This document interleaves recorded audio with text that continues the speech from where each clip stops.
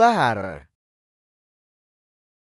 Bunyi ledakan yang maha dahsyat terdengar memekakkan telinga di salah satu lembah yang penuh dengan hawa halimun tipis di lembah pegunungan yang terletak di antara puncak-puncak Fansipan yang menjulang tinggi. Tubuh seorang pemuda remaja tampak melayang turun dengan perlahan di atas rerumputan basah setinggi setengah jengkal. Anehnya, walaupun rerumputan tersebut diinjak oleh kaki pemuda remaja itu, tapi kalau diperhatikan lebih teliti, ternyata rumput tersebut tidak bengkok ataupun bergoyang, atau lebih tepatnya, pemuda remaja itu sedang berdiri di ujung rumput dengan ringan sekali. Pemuda itu bertelanjang dada dan nampak gagas. Yang mengherankan adalah tubuhnya itu diselimuti cahaya tipis kemasan yang kemudian menghilang dengan perlahan. Hau-hau, Tuan Muda Gandul, hebat-hebat, akhirnya engkau menguasai pukulan tenaga dalam jubah emas 9 matahari dengan sempurna. Hahaha. Hebat, hebat. Seorang kakek pincang tertawa mendekati pemuda yang dipanggil. Tuan Muda Gandung itu sambil bertepuk tangan. Anehnya, pemuda tersebut justru tidak nampak gembira, matanya menyorot tajam bagai pedang sambil menatap tebing di hadapannya yang berlubang.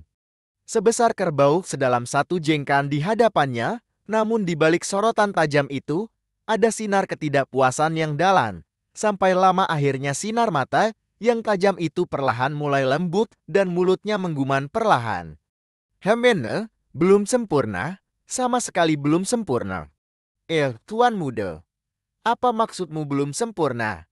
Tidakkah kau lihat tebing batu kadas itu berlubang sebesar kerbau? Sangat jarang ada remaja bisa melatih tenaga dalam sampai setingkat itu, bahkan tokoh-tokoh tingkat 1 di kerajaan Campa belum tentu dapat menyamaimu. Kakek pincang itu terdiam sejenak kemudian melanjutkan dengan bersemangat, tidak. Percuma gurumu mengoperkan tenaga dalamnya sebelum kembali ke istana.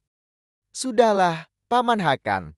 Guru memang sudah berkorban banyak dengan mengoperkan tenaga dalamnya padaku, apalagi dengan adanya darah mujizat paus naga tanduk 1 dan 3 buah pil penambah tenaga pemberian ibu guru, seharusnya hasil yang ku capai lebih daripada hanya membuat lubang besar ini.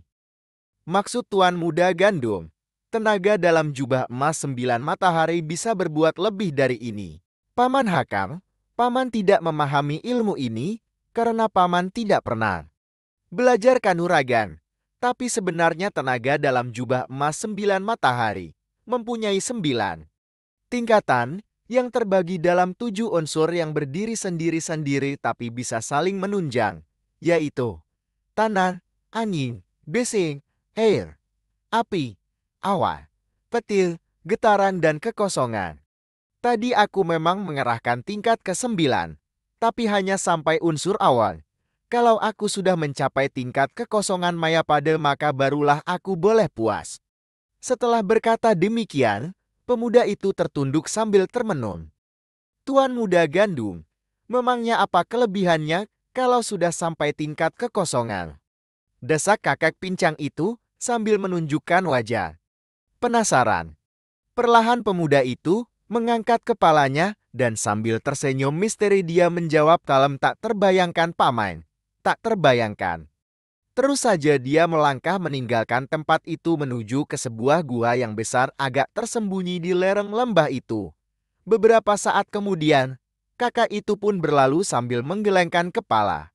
Ketika pemuda itu telah berada di dalam gua, segera dia menuju ke arah peti besar di sudut sebelah kiri. Setelah berlutut dan menyembah 3 kali, dia mendorong peti besar tersebut sehingga nampaklah lorong panjang dengan anak tangga yang menurun ke bawah. Pemuda itu berjalan ke bawah, terus mengikuti alur jalan yang berbelok-belok hingga sampailah dia di tempat yang paling dalam dan jarang udaranya. Ternyata itu adalah sebuah gua yang terletak sangat jauh di dalam bumi. Di dalam gua itu ada meja batu. Di atas meja batu, ada 5 lontar kitab kanuraga, yang sudah lusuh warnanya. Pemuda itu merongohkan tamsakunya dan mengeluarkan selontar kitab lain, yang terbuat dari bahan sama bertuliskan tenaga dalam jubah emas 9 matahari. lalu berlutut dengan sebelah kaki sambil tangannya meletakkan kitab itu menjadi satu dengan kitab-kitab lainnya. Guru dan ibu guru, pelatihanku telah selesai. Sekarang saatnya aku akan menggenapkan pesan kalian. Setelah berkata demikian di dalam batinnya, Gandum mengangkat tangan kanannya dengan 5 jari terbuka dipukulkan ke langit-langit gua dengan perlahan. Tapi hasilnya sungguh di luar dugaan. Gua itu bergetar keras dan runtuh. Di lain saat tubuh Gandum melesat dengan langkah-langkah yang aneh, namun cepat, sehingga hanya dalam 2 kali kedipan mata dia telah berada di luar, di pinggir lembah sambil membelakangi gua yang hancur dan menutupi mulut gua. Siapakah sebenarnya Gandum ini? Yang Gandum adalah putra penguasa suku David. Sejak belia dia sudah ikut dengan Arya Dwipanga penasihat agung kerajaan Campa dan Sekar Kirana panglima perang kerajaan Campa. Selama itu, Arya Dwipanga sering menghilang. Dan hanya muncul beberapa purnama saja untuk melatihnya ilmu kanuragan di pondok pelatihan istana. 3 warsa yang lalu Arya Dwipanga tidak pernah menjenguk dirinya setelah selesai membantu mengalirkan tenaga dalam kidung pamungkas padanya di pondok pelatihan kerajaan. Sesaat sebelum gurunya pergi, dia hanya diberitahu tentang sebuah gua penyimpanan pusaka yang tersimpan di dalam gua yang letaknya di dasar bumi dalam jajaran pegunungan Vansipar. Menurut gurunya, selama ini tidak ada orang yang mengetahui tempat itu selain dia, istrinya dan pembantunya. Dia itu si kakak pincang yang merawat Gandum. Karena kakak pincang memang bertugas menjaga tempat itu, hanya saja dilarang untuk memasukinya. Dari situlah, Gandum mendapatkan ke-5 kitab milik Arya Dwipanga dan Sekar Kirana. Menurut petunjuk ibu gurunya bahwa dia hanya boleh mempelajari isi kitab itu selama 3 warsa dan kemudian harus menguburkannya. Ke-5 kitab pusaka yang ditemukan oleh Gandum ini berisi 3 rahasia ilmu kanuragan tingkat tinggi dan 2 ilmu pusaka gaib. Tebing awan adalah suatu puncak yang menjulang ke atas di antara jajaran puncak Vansipar. Puncak dari tebing ini sangat tinggi, sehingga sangat sukar sekali untuk dicapai, kecuali oleh orang yang memiliki tenaga sakti yang amat kuat saja. Di sinilah Gandum berdiam selama ini bersama dengan kakak pincang yang selalu menemaninya. Hari telah lewat tengah hari. Keadaan di atas puncak itu hampir tanpa udara sama sekali namun sudah biasa bagi Gandum dan kakak pincang yang selalu menemaninya. Tuan muda, sebelum engkau pergi dari sini, ada pesan dari gurumu melalui seorang telik sandi beberapa pekan silam. Tuan muda diminta ke Bukit Ranipati di wilayah kerajaan Majapahit. Temui putra sulung gurumu yang bernama Rangga Mandaka. Ada tugas yang akan diberikan oleh putra gurumu itu. Gandum menganggukkan kepalanya pada kakak pincang. Dia sudah mengetahui akan putra sulung Arya Dwipanga dari cerita ibu gurunya. Setelah berpamitan dengan pengasuhnya itu, yang melepas kepergiannya dengan berat hati, Gandum mulai bersiap menuruni tebing awan. Selama 3 warsa sejak Gandum sampai di tebing awan, Gandum tidak pernah menuruni tebing awan tersebut. Setelah memandang sekilas ke bawah yang nampak, hanya seperti titik kecil saja, Gandum mulai mengerahkan tenaga ke arah kaki dengan pengerahan ilmu menunggang awan Vansipar. Perlahan-lahan tubuhnya terangkat ke atas, dan kemudian meluncur ke bawah dengan ringan. Sekian lama tubuhnya meluncur ke bawah, dan ketika hampir mencapai bumi, tangannya dipukulkan ke bawah. Dengan perlahan, dan muncul segulungan kabut berbentuk awan di bawah kakinya, yang menahan laju tubuhnya sampai mendarat perlahan di tanah. Gandum mengedarkan pandangan ke sekeliling dan terkagum menyaksikan keindahan pemandangan yang nampak. Namun matanya tertarik dengan suara riak air yang segar dari sungai kecil di sebelah kirinya. Dan dalam sekejap dia telah menceburkan dirinya tanpa melepaskan pakaian. Hatinya senang sekali. Seperti burung baru lepas dari sangkarnya. Sampai lama tubuhnya terendam dalam air dengan posisi terlentang sambil tiduran. Hebat, ternyata dia memiliki kekuatan menahan nafas yang luar biasa, sampai beberapa pentungan. Sampai lama dia tidur terlentang di dasar sungai sambil menikmati keindahan isi sungai, tiba-tiba matanya terbeliak, dengan sinar mata terkejut. Ternyata matanya menangkap gerakan ikan besar yang sedang berenang. Namun bukan ikan. Karena yang satu ini memiliki keunikan ganjil yang belum pernah dia lihat sebelumnya. Ikan besar itu mirip seperti dia, memiliki 2 kaki dan 2 tangan yang bergerak-gerak indah meraup air sambil meluntur ke depan. Saat dia memperhatikan lebih seksama, hatinya berdebar keras. Kedua kaki itu nampak indah dan padat, bergerak-gerak teratur memukul air di sekelilingnya. Yang lebih membuatnya terbelalak ialah kedua tangan dan kaki itu ternyata milik sebuah tubuh yang indah, polos tanpa pakaian sama sekali, sehingga setiap lekuk dari sela paha, pinggang yang ramping, dan dada yang bulat serta padat itu terlihat nyata sekali. Bagaikan tersihir, seluruh tubuhnya tiba-tiba menegang dan mengeluarkan hawa panas yang segera membuat air di sekitarnya serasa mendidih. Hal mana tentunya menarik perhatian gadis yang sedang berenang tersebut. Sekejap dia memasukkan kepalanya ke dalam air, dan ini membuatnya sangat terkejut. Sekali, Gandum melihat dengan mata terbelalak, sedangkan mulut gadis itu terbuka seperti hendak mengatakan sesuatu. Dengan gerakan kilat tak lama kemudian gadis itu sudah naik ke darat. Dengan perlahan Gandum membiarkan tubuhnya terangkat sampai mumbul di permukaan. Dilihatnya gadis yang bertelanjang tadi sudah mengenakan kembali bajunya dengan agak sedikit awut-awutan. Sementara dia memandang dengan kagum, gadis itu berdiri membelakanginya. Tubuhnya kemudian melayang mendekat. Baru saja dia hendak menyapa, tiba-tiba dia mendengar suara berdesing pedang yang tajam menyambar ke arah kepalanya. Tentu saja dia terkejut, tapi dengan hanya menggeser kakinya setengah langkah, pedang itu lewat di samping. Nona tunggu dulu. Dasar, laki-laki ceriwis, hidung belang, rasakan pedangku. Sambil terus memakai, gadis itu menyerang lebih ganas lagi. Kali ini ujung pedangnya membuat 3 kali tusukan berantai dengan jurus 3 gempuran berantai, salah satu dari 17 ilmu sakti warisan Padepokan Bintang Utara. Tapi dengan mudah kembali Gandum menghindarinya. Nampakah salahku? Anggapan kau begitu bernaswamu muruhu. Merasa dipermalukan, dan menyadari dirinya tidak dapat berbuat apa-apa kepada pemuda remaja yang ada di depannya itu, gadis itu tiba-tiba melemparkan pedangnya ke tanah, kemudian dia menangis terisak sambil kedua tangan menutup ke muka. Engkau menghinaku dengan melihat tubuhku, tapi masih juga mau mempermainkanku. Demi mendengar hal itu dan melihat nona itu menangis, Gandum kemudian maju perlahan sambil tangannya bergerak ke kanan, ke arah pedang gadis tersebut. Dan dalam sekejap pedang itu sudah melayang perlahan ke tangannya. Nona, maafkah, kalau aku sudah bersalah kepadamu, sungguh aku tidak sengaja. Sudah 1 pentungan setengah aku tiduran di dasar sungai sambil menikmati keindahan dasar sungai sampai kemudian. Dengan sedikit ragu Gandum melanjutkan perkataannya. Sampai Nona muncul dan sekarang, kalau Nona mau menggunakan pedang ini, silakan, saya tidak akan melawan atau menghindar. Berkata demikian Gandum mengacungkan pedang pendek itu ke arah gadis itu sambil terus memandang dengan penuh penyesalan.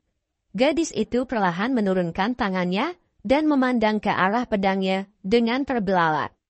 Sungguh indah mata dan wajah yang ayu itu dalam pemandangan Gandum, sehingga dia tertegun sambil menatap kagum. Engkau, benarkah tidak akan melawan? Tanya gadis itu dengan pandangan penuh selidik, untuk memastikan sambil meraih pedangnya dan mengangkat tinggi di atas kepala dia. Nona, kalau kau suka, kau boleh berbuat apa saja.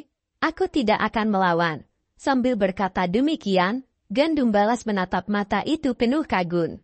Cantik sekali, mungkin ini pertama kalinya Gandum bertemu dengan gadis secantik ini setelah ibu gurunya. Tangan gadis itu yang memegang pedang yang terangkat tinggi tiba-tiba lemas ke bawah.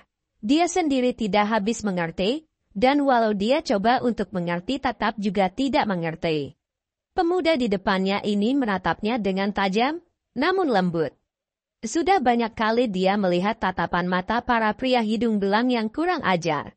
Tapi tatapan ini pada hakikatnya lain dari yang lain. Tidak ada sinar kekurang ajaran. Tatapan yang tajam, namun penuh penyesalan itu menampakkan kekaguman dan membawa kehangatan. Ih, bagaimana Nona? Gandum bertanya lembut. Tak dapat disangkal. Mukanya memerah saat melihat tatapan gadis itu yang menatapnya bengong. Mengapa Nona tidak melanjutkan serangan? Seperti baru bangun dari sihir, gadis itu tersentak, sekejap mukanya memerah. Yai, hakikatnya dia tak dapat berkata apa-apa. Seharusnya dia marah, tapi entah mengapa, perasaan marah tadi telah sirna dan hilang tanpa bekas. Oh, tidak. Berusaha menyembunyikan perasaan hatinya, gadis itu. Melanjutkan, engkau telah mengakui. Lagi pula itu, memang bukan salahmu. Aku saja yang lagi sian. Sekejap kemudian gadis itu telah membalikkan diri dengan kepala tertunduk. Diam sambil menunggu, tanpa mengeluarkan suara, dan memang tidak ada yang perlu dia katakan lagi. Tindakannya itu saja sudah lebih dari cukup. Gandum berdiri perlahan sambil tersenyum. Kemudian bertanya perlahan. Nona, terima kasih atas kebaikan hatimu. Namaku Gandun. Aku baru saja turun gunung, dan masih kurang pengalaman. Bolehkah aku mengetahui nama Nona? Gadis itu mengangkat kepala. Dalam hatinya sebenarnya berterima kasih atas sikap pemuda itu, yang memecahkan kekakuan di antara mereka. Aku bernama Saomai. Pendek saja, namun diiringi senyuman yang manis. Senyuman yang mengatasi semua kebekuan dan menjadikan suasana lebih hangat serta menyenangkan. Beberapa hari kemudian, angin dingin semilir bertiup mewarnai suasana mencekam di lembah Sapa. Salah satu lembah yang cukup terkenal karena menjadi sarang dari Padepokan Pedang Utara. Padepokan ini didirikan oleh salah satu anak murid Padepokan Bintang Utara yang murtad. Seorang jagoan pedang yang ahli, berjuluk Pendekar Pedang Utara, yang sebenarnya adalah bekas adik seperguruan dari ketua Padepokan Bintang Utara. Tapi telah diusir karena melakukan kejahatan bersekutu dengan Padepokan Mekon, yaitu salah satu dari beberapa padepokan sesat di Champa. Dengan langkah ringan yang pasti, Gandum memasuki mulut lembah tersebut. Hanya kebetulan saja dia melewati tempat itu dalam pengembaraannya. Pakaiannya tidak terlalu bagus namun rapi dan membayangkan kegagahan. Seorang pemuda yang sedang bertumbuh. Mulutnya menyungging senyum. Dengan lekuk dagu yang menggambarkan keteguhan hati namun menawan. Suasana mencekam di Padepokan Pedang Utara saat ini bukanlah suatu hal yang biasa. Saat langkah Gandum menuntunnya memasuki lembah ini, keningnya berkerut. Betapa tidak. Walaupun dia mau berdiam diri pun susah. Darah berceceran di mana-mana. Nampak beberapa mayat laki-laki bergelimpangan di hampir setiap tempat dalam jarak 10 langkah. Gandum tertarik.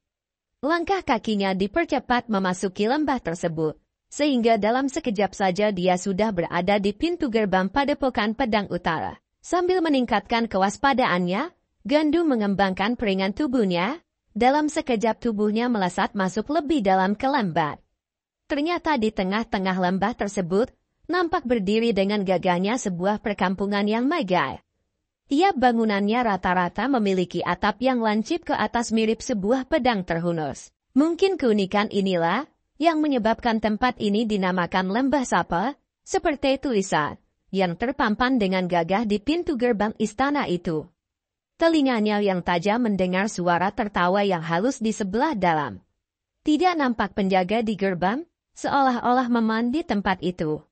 Tidak takut, kalau ada orang tak dikenal menyantroni tempat itu. Dengan hati-hati Gandum melinjotkan sebelah kakinya, seketika itu juga tubuhnya melayang mengikuti arah angin dan lain. Saat tubuhnya hinggap di atap salah satu bangunan yang tinggi tanpa bersuara, sesaat matanya tertarik dengan pandangan di dalam. Suara yang dia dengar tadi ternyata adalah suara seseorang yang berpenampilan aneh. Tingginya hampir 2 meter dengan wajah yang kurang jelas, karena tertutup rambut panjang yang dibiarkan terurai setengah menutupi muka. Pakaian orang itu, yang entah pria atau wanita, berwarna putih. Tangannya panjang dengan kuku-kuku yang panjang juga. yang membuat Gandum mengerutkan keningnya tatkala melihat tangan kiri pria tersebut mencengkeram tangkuk seorang gadis muda yang berpakaian serba hijau, tapi nampak tak berdaya sama sekali. Sementara di hadapan pria aneh tersebut ada pria setengah baya dengan tubuh luka-luka, setengah bertekuk sambil tangan yang kanan memegang pedang dan tangan kiri memeluk tubuh seorang wanita yang sudah tidak bernafas yang hampir sama usia dengannya. Hai Kaigu, masihkah kau tidak mau juga menunjukkan di mana rahasia pusaka iblis tersebut? Jangan habiskan kesabaranku atau aku akan menghabisi nyawa anakmu tersayang juga. Suara itu begitu datar, dingin dan membawa hawa kejam. Pria yang dipanggil Kaigu itu tetap diam, tatapannya menyiratkan kebakakan yang amat dalam. Malaikat sesat. Engkau melanggar kesepakatan kita. Sampai mati pun, aku tak akan mau tunduk lagi padamu. Berkata demikian, tubuh Kaigu yang dari posisi setengah berjongkok itu, tiba-tiba melesat ke depan dengan tubuh berputaran seperti gasin, hampir menyentuh tanah saking cepat dan kuatnya. Sementara ujung pedangnya berubah menjadi banyak mengarang ke seluruh titik kematian dari pria aneh berjuluk malaikat sesat tersebut. Hakikatnya Kaigu ini sudah nekat, dan tidak peduli lagi akan nyawanya, maupun nyawa putrinya yang ada dalam cengkraman lawat. Mungkin inilah jurus maut terakhirnya, yang dikerahkan dengan pengerahan seluruh tenaga sisa yang ada di Hun. Keras kepala, malaikat sesat hanya mendesis lirih seperti ular. Tiba-tiba tangannya yang berkuku panjang terulur ke depan, sambil mengeluarkan suara mertakcit tajam berbau amis darah. 5 larik sinar merah keluar dari ujung-ujung kukunya menghantam dengan sangat kuat ke arah bayangan-bayangan pedang tersebut, dan di lain saat, tubuh Kaigu terlempar tanpa mengeluarkan suara dengan pedangnya. Patah 3, dan tubuh berlubang. Sial, dasar keras kepala. Malaikat sesat gusar, karena maksud hatinya tidak kesampaian juga. Dia melirik ke arah gadis berusia 20-an warsa yang sedang diam tak berkutik di sampingnya. Mata gadis itu merah penuh air mata, namun tiada daya membebaskan diri. Guyentam, kemari kau. Seketika keluar bentakan dari mulutnya, dan dalam satu kejap mata di samping malaikat sesat, telah berdiri seorang pemuda tampan. Mudah diduga, pasti pendatang baru ini adalah murid dari si mayat hidup ini. Murid di sini guru, sahut pemuda itu dengan wajah gembira. Yar, pada dasarnya dia sudah tahu pekerjaan apa yang akan ditugaskan oleh gurunya. Lakukan di sini, sekarang juga, buat sampai gurumu puas. Di lain saat tubuh gadis berpakaian hijau tersebut sudah melayang ke arah Huyentang yang menyambutnya dengan wajah menyeringai. Huyentang tersenyum. Sudah biasa dia lakukan ini. Gurunya memang mempunyai kelainan. Sangat suka melihat orang bercinta di depan matanya. Dret. Perlahan Huyentang membaringkan gadis yang dalam keadaan tertatap itu sementara tangannya bergerak merobek pakaian gadis tersebut di bagian dada. Gadis itu terbelalak ketakutan. Namun sayang dia tidak dapat berbuat apa-apa selain pasrah dengan bencana yang akan terjadi atas dirinya. Perlahan dia memejamkan matanya. Sementara tangan Huyentang bergerak cepat, dalam sekejap gadis itu telah berada dalam keadaan tanpa pakaian sama sekali. Huyentang terbelalak. Gadis di hadapannya ini memang cantik bukan main. Tubuhnya langsing padat dengan dada yang bulat membusung, sangat menantang. Segera dia menundukkan kepala untuk gakakum bibir gadis itu, tapi tiba-tiba, tahan sobat, tak pantas kau mempermalukan seorang gadis seperti itu. Suatu suara yang lembut, namun bertenaga terdengar. Dapat dibayangkan betapa kagetnya Huyentang tatkala di hadapannya sudah berdiri seorang pemuda yang usianya mungkin jauh lebih muda darinya, lebih-lebih malaikat sesat. Betapa tidak, dia adalah salah satu dari 3 tokoh rahasia dari Padepokan Mekon. Sangat jarang ada orang yang dapat menandinginya, bahkan dengan ketua Padepokan Mekon, yang terkenal sebagai satu dari 5 sesat pun, dia hanya kalah seusap saja. Tapi ternyata seorang pemuda yang masih bau kencur tiba sudah berdiri di hadapannya tanpa dia ketahui dari mana datangnya. Setengah tak percaya, tapi nyata, Tak dapat dia menyangkal. Namun dengan mata setengah menyipit, dia memperhatikan lebih seksama dan menanti. Nguyen Tang yang melihat bahwa gurunya hanya diam saja, juga tidak mau peduli, dengan setengah kesal. Kembali dia mengalihkan perhatiannya pada kelinci montom yang sedang terbaring dengan tubuh indah menantang itu. Dia percaya bahwa dengan adanya gurunya, maka semua persoalan akan beres. Dan sayangnya, karena terlalu percaya, maka dia harus menelan pil pahit. Bro. Tubuh pemuda mesum itu terlempar, dan terjengkang 2 tombak ke belakang. Di pundak kirinya tampak tergores oleh senjata tajam, menembus sampai ke punggungnya, dan rasanya seperti terbakar. Dia terluka, luka dalam yang cukup parah. Sambil meringis menahan sakit, dia hanya memandang. Hampir tak percaya pada pendatang baru yang baru muncul ini. Sungguh terkejut malaikat sesat dan juga tidak habis pikir. Muridnya dilukai di depan matanya tanpa dia sanggup berbuat apa-apa. Tahulah dia, anak muda ini cukup berisi. Anak Tangin, terima ini. Belum habis suaranya. Tangan kanannya dengan jari-jari lurus ke depan dengan kuku panjang telah menyerang dengan ganas. Sasarannya mengarah ke kepala Gandun. Hawa pukulan yang dikeluarkan pukulannya, yang dilandasi iwakan tinggi mengeluarkan angin berkesiutan dengan bau amis yang memuakkan. Dengan tenang Gandum mengangkat tangannya dengan jari telunjuk dan tengah lurus menotap pukulan yang datang. Keduanya tidak menarik tenaga. Rupanya mereka memutuskan untuk mengadu tenaga. Dukat. Malaikat sesat terkejut setengah mati. Kuda-kudanya tergempur sampai melasak ke tanah sedalam 1 jengkal. Dia tak habis percaya. Tenaga dalamnya adalah hasil latihan puluhan warsa. Tapi tidak selisih jauh dengan anak muda di depannya ini. Sesaat dia tertegun, sambil mendengus marah. Tiba-tiba mulutnya mengeluarkan suara tangisan tertahan, setengah tertawa. Tangannya berubah merah sampai ke sikut, dan dari tubuhnya keluar asap kemerahan yang mengelilingi tubuhnya dan mengeluarkan bau mayat yang menyengat. Tak pelak lagi, malaikat sesat telah mengerahkan ilmu kebanggaannya. Tangan darah malaikat kematian. Tubuhnya berkelebat cepat, namun terlihat kaku seperti mayat. Tangannya mengeluarkan suara menggerikan, menyerang Gandum dengan gencarnya. Gandum tentu saja tidak tinggal diam. Segera dia memainkan tenaga dalam kidung pamungkat. Dia tahu, pukulan lawan sangat beracun. Tapi tidak masalah baginya, karena tubuhnya dilindungi hawa istimewa yang cukup kuat, dan dapat menolak semua hawa asing dari luar. Pertempuran terus berlangsung. Sudah lewat 20 jurus. Sebenarnya Gandum belum lama turun gunung, dan berbicara soal pengalaman maupun kematangan bertempur, dia kalah jauh namun kedahsyatan ilmu kanuragannya yang walaupun belum sempurna dikuasainya. Namun sebegitu jauh pertempuran berlangsung, belum ada tanda-tanda Gandum terdesak. Ini membuat malaikat sesat tambah penasaran. Segera dia mengerahkan tenaganya sampai ke puncak. Memukul dengan jurus malaikat kematian kontra dewa. Tubuhnya melompat ke atas. Dari atas ke 10 jari tangan dipukulkan ke depan terus-menerus, dan dari ujung kuku-kukunya keluar larikan-larikan sinar merah, yang menyerang dahsyat setiap titik pusat di tubuh Gandum.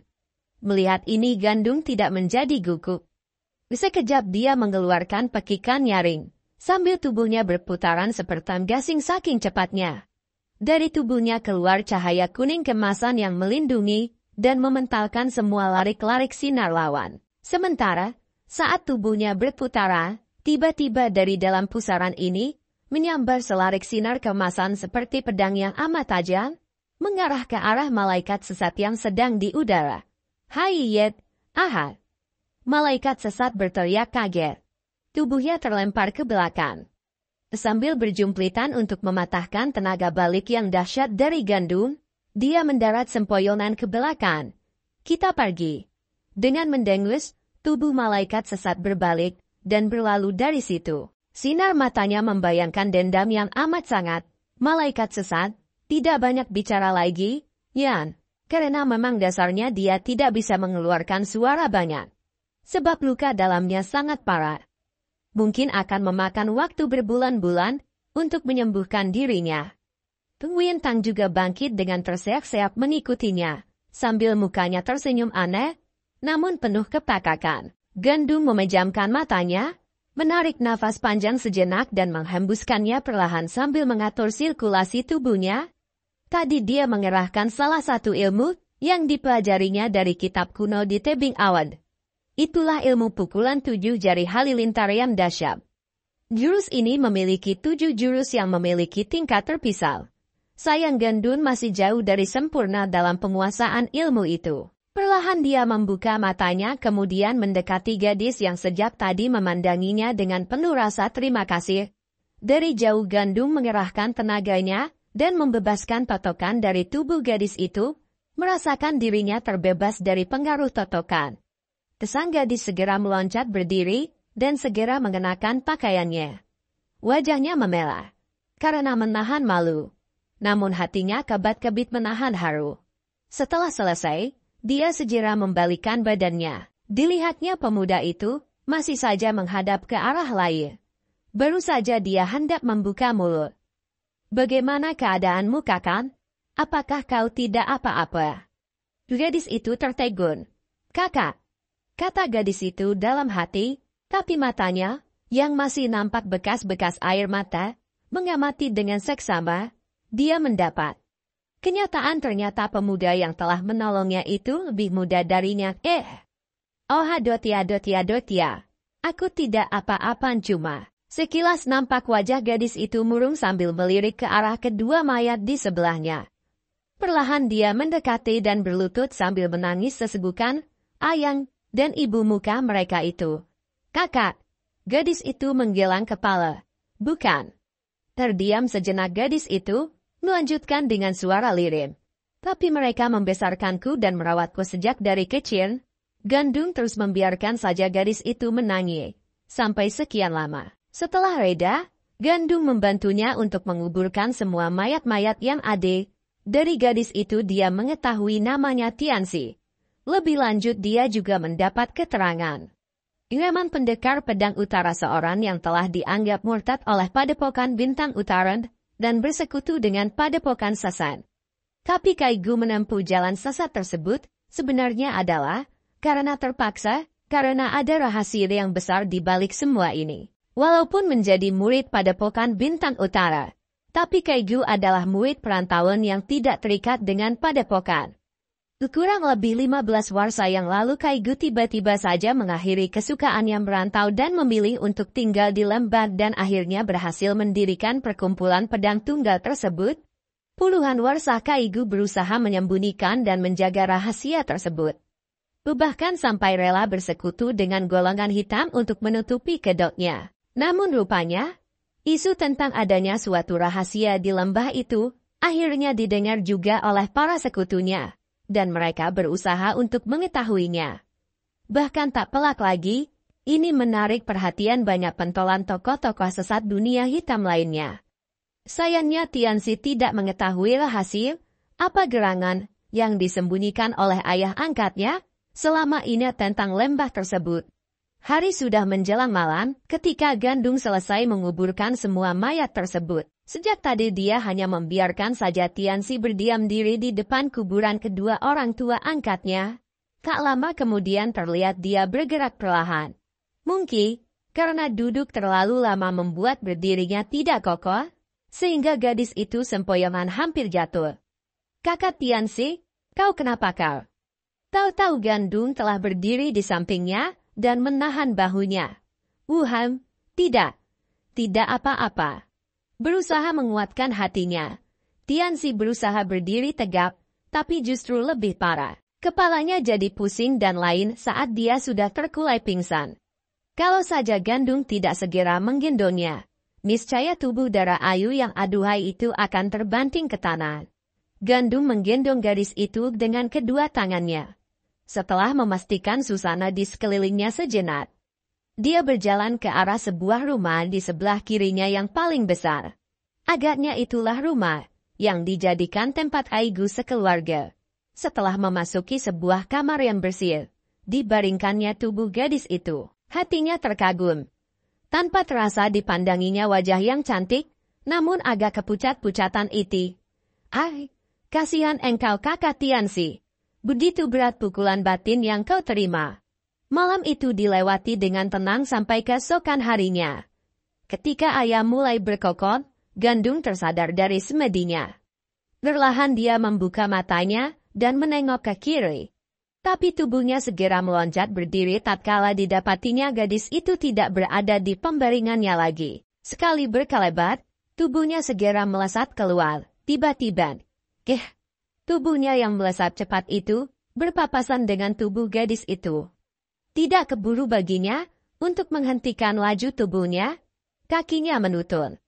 Perlahan ke lantai sambil tubuhnya tiba-tiba bergerak aneh, melejit seringan kapah. Tapi tahu-tahu, sudah berada di sebelah belakang gadis itu. Segera Tianxi membalikan tubuh menghadapi pemuda tersebut sambil tersenyum manis. Manis sekali sampai Gandung terbeliam, terpesona. Betapa tidak, gadis di depannya sungguh sangat cantik.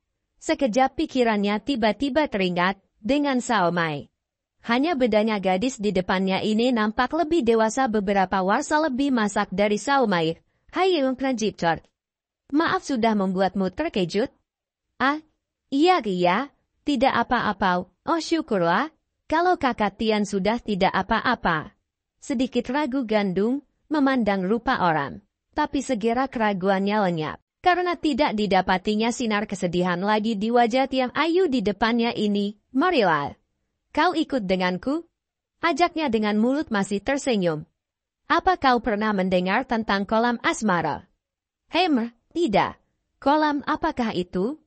Kolam itu adalah pusaka lembah ini, yang tidak diketahui siapapun selain ayah dan aku. Tapi aku belum pernah memasuki tempat tersebut, karena menurut ayah sangat berbahaya bila dimasuki oleh wanita.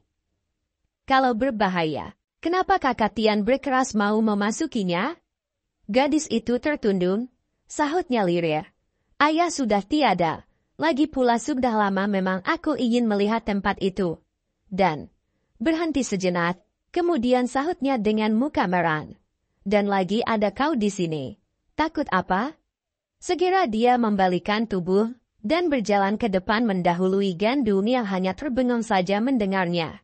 Akhirnya, kakinya pun melangkah mengikuti dari belakang. Kira-kira hampir setengah jam, mereka berjalan menuruni lereng terjal bagian belakang lembah tersebut, sampai di sebuah gua kecil, yang sebenarnya lebih mirip sumur. Mulut sumur itu hanya kecil dan hanya bisa dimasuki satu tubuh saja. Tanpa ragu Tianxi memasuki mulut sumur itu, diikuti Gandung. Ternyata hanya mulut sumur itu saja yang kecil, sedangkan semakin ke dalam semakin lebar dan bercahaya. 5 kejap mata kemudian tibalah mereka di bagian dalam, yang membuat mereka berdua terbeliak kagum. Ruangan itu sangat luas. Di depan mereka ada aliran kolam kecil berair jernih berwarna, agak kebiruan dengan ukiran pinggiran kolam yang indah. Di atas kolam tersebut ada patung 2 orang pria dan wanita yang sedang bercinta, sangat hidup, seolah-olah nyata. Tapi yang aneh di tangan kiri patung pria itu memegang sebuah pedang berwarna perak tipis yang ujungnya ditusukkan ke buah pinggang kiri dari patung wanita yang ditindihnya. Dari buah pinggang kiri patung wanita cantik itulah keluar aliran air jernih berwarna kebiruan itu.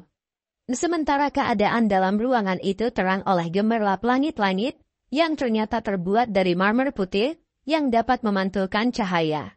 Gandung mengagumi keadaan di dalam ruangan itu. Matanya melirik sekilas pada Tianxi untuk melihat reaksi gadis itu, tapi dia tertarik, karena melihat pandangan Tianxi tertuju pada sebuah ukiran kecil yang indah di bawah kedua patung yang sedang bercinta itu.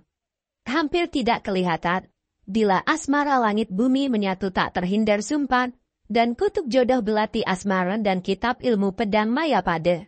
Hanya sekilas Gandung membacanya, tapi tidak mengerti. Dilihatnya Tianxi juga hanya mengerutkan kening saja. Dia pun tidak memperhatikan lagi. Matanya justru tertarik kepada salah satu sumur tua di arah kiri. Perlahan dia melangkah mendekati. Ternyata dari dalam gua itu mengeluarkan asap tipis yang tidak bau, dan asap ini memenuhi seluruh ruangan. Tapi hanya sedikit saja. Baik Gandung maupun Tianxi sama sekali tidak menyadari pengaruh dari asap tersebut, yang mempengaruhi nafsu mereka perlahan-lahan. Hanya saja mereka berdua adalah orang-orang muda yang berhati lurus, dan memang belum pernah mengalami hal-hal yang lebih intim. Maka pengaruh asap itu bekerja sangat lambat. Gandum membalikan tubuhnya menghadap Tianxi. Tapi apa yang dia temukan sungguh sangat mengejutkan. Darahnya berdesir. Betapa tidak gadis itu sekarang berdiri membelakanginya nyaris tanpa pakaian. Perlahan namun sangat pasti, dia menyaksikan betapa gemulai sepasang tangan gadis itu melepaskan baju pakaian terakhir yang melekat di tubuhnya. Tubuh gadis itu terpampang di depan matanya. Dari belakang dia bisa melihat kulit yang putih mulus dengan tubuh yang ramping padat. Apalagi bentuk paha dan pinggul yang bulat itu. Gandum tak tahan. Segera ia memejamkan mata. Namun bayangan tubuh itu tetap tidak mau hilang dari pikirannya. Keperlahan gadis itu melangkah memasuki kolam dan semakin lama tubuhnya semakin tenggelam sampai sebatas leher. Dan akhirnya kepala dengan rambut yang panjang itu pun tidak kelihatan lagi. Kakak Tian. Gandum khawatir ketika membuka mata dan tidak melihat Tianxi. Segera dia memburu ke tepi kolam. Saat dia hendak menjulurkan tangannya menyibak air kolam, tiba-tiba sebuah tangan yang putih mulus keluar dari dalam air dan menangkap tangannya. Gandum tertegun sejenak. Kakak Tian. Apakah? Kalimatnya terpotong ketika kepala pemilik tangan itu tersembul keluar. Adik kecil, airnya sangat nikmat. BNJAJ air kandot kau buat kau temanilah aku. Tanpa melepaskan tangannya, Tianxi keluar perlahan dari air sampai sebatas pinggang. Tubuhnya nampak mengkilat bagaikan pualam. Tidak dapat tidak, Gandum memandangi gadis cantik di depannya ini. Kali ini berhadapan. Sehingga dengan jelas, dia dapat melihat keindahan tubuh yang langsing padat dengan dua buah dada yang besar dan kencang itu. Sungguh gadis yang telah benar-benar matang. Sesaat kemudian, kedua tangan gadis itu entah kapan telah merangkul erat leher pemuda yang baru jaya-jayanya dalam pertumbuhan ini. Sehingga bibir mereka menyatu. Sampai lama mereka berciuman. Naluri kelaki-lakiannya mulai mengerjakan bagiannya, yang memang menjadi sifat alami setiap insan di dunia yang berlainan jenis ini. Gandum dan Tianxi sudah tidak mengetahui lagi sudah berapa lama mereka bergumul, dan entah sudah berapa kali mereka melakukannya. Namun sampai kapanpun itu, mereka lakukan selalu diakhiri dengan senyum kepuasan yang amat sangat. Namun malam tak dapat ditolak tatkala, untuk kesekian kalinya mereka bercinta. Mereka, bahan gandum yang sedang terlena sendiri pun, tidak menyadari bahwa di ruangan itu sudah bertambah 3 orang yang aneh. Hehehe, malaikat seset. Inikah pemuda yang kau katakan hebat itu?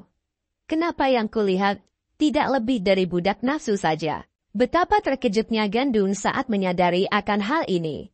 Tapi baru saja dia hendak melepaskan pelukannya. Tiba-tiba dia merasakan pelukan Tianxi mengencang dan memaksanya membalikkan tubuh. Sehingga posisi Tianxi berada di atas. Saat itulah mukanya menjadi pucat seketika, namun terlambat. Pukulan maut malaikat sesat yang dahsyat sudah bersarang di punggung dan pinggang gadis itu yang hanya mampu mengeluarkan keluhan panda. Di lain saat tubuh mereka berdua terlempar menabrak sumur di sudut sebelah diri ruangan itu hingga hancur. Rupanya malaikat sesat yang sudah mengetahui kehebatan Gandum. Ida mau berlaku sungkan. Mengambil kesempatan selagi kedua orang muda itu tidak siap, dia sudah melancarkan pukulan. Dengan seluruh tenaganya, sayang Tianxi yang terlebih dahulu melihat ini, tidak mau membiarkan pukulan itu mengenai Gandum, dan segera bertindak pada detik-detik terakhir. Gandum tersadar. Namun akibat pengaruh pukulan keji tersebut, dia juga telah mengalami luka yang cukup parah. Walaupun dia tadi sempat mengerahkan tenaga, tapi itu tidak berarti banyak. Dia terlalu kelelahan selama beberapa waktu ini. Sambil menahan sakit, Gandum memeluk tubuh Tianxi yang sudah tak bernyawa lagi. Kakak Tian. Mata Gandum jadi merah. Karena marah dan sedih yang bercampur menjadi satu, perlahan dia meletakkan tubuh Tianxi. Segera dia mengerahkan tenaganya. Tenaganya hanya bisa dikeluarkan setengahnya. Namun dia tetap berusaha. Sampai lama, akhirnya dia muntah. Darah segar? Kenapa? Ternyata Gandum berusaha untuk mengerahkan tenaga dalam jubah emas 9 matahari, tapi tidak bisa. Dalam sekejap Gandum coba lagi dengan tenaga dalam halilintar, tapi juga tidak bisa, karena tenaganya tidak cukup, sehingga membuat lukanya lebih parah. Sebenarnya dia telah coba mengerahkan ilmu yang dia pelajari dari kitab-kitab sakti di tebing awal, tapi juga tenaganya tetap tidak cukup. Sementara dia termenung, salah satu dari 2 orang yang ikut datang mendampingi malaikat sesat, mendengus, "Anak muda, engkau menyerah saja, agar tidak perlu membuatku mengotori tangan."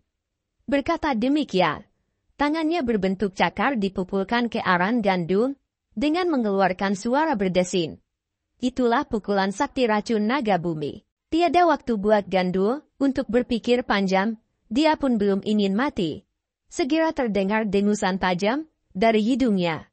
Tangannya memapaki pukulan lawan dengan ilmu inti halilintar dengan sisa-sisa tenaga.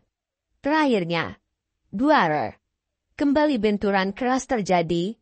Orang yang memukul itu terdorong ke belakang 4 langkah, sedangkan Gandum merasakan tubuhnya terlempar dan melayang sampai lama dan membuat dia tidak sadarkan diri. Tanpa dia sadari, tubuhnya melayang masuk ke dalam sumur tua yang entah berapa dalamnya. Sementara itu salah satu dari 3 pendatang tersebut ternyata adalah Nguyen Tan. Dia tidak memperdulikan keadaan ketiga orang yang sedang bertempur. Matanya tertarik melihat ke arah patung pria dan wanita yang sedang bercinta itu. Dia terpaku memandangi patung itu, sampai akhirnya dia mendengar suara gurunya. "Nguyen, ayo kita pergi. Guru, izinkanlah murid tinggal beberapa lama di sini. Pahatan patung ini sangat menarik." "Hehehe, guru dan murid sama saja. Dasar memuakan." Orang yang memiliki pukulan-pukulan sakti racun naga bumi itu menyahut. Sebenarnya dia sudah terluka dalam. Hanya dia gengsi dan tidak mau menunjukkan kepada rekannya.